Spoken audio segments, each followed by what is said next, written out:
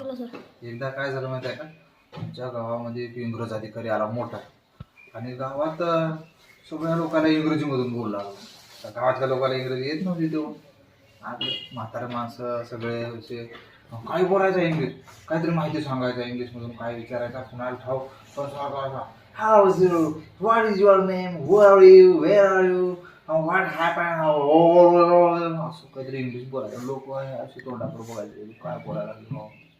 आणि मग तो एका म्हाताऱ्या आजीजवळ गेला. असं इंग्रज आधी म्हाताऱ्या आजीला काय म्हणला की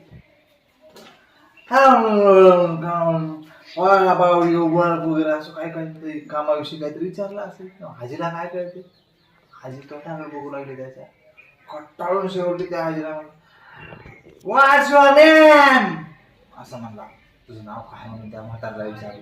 म्हातारला ते काय कळालं नाही. म्हणजे तो जोरात म्हणला व्हॉट्स युअर नेम.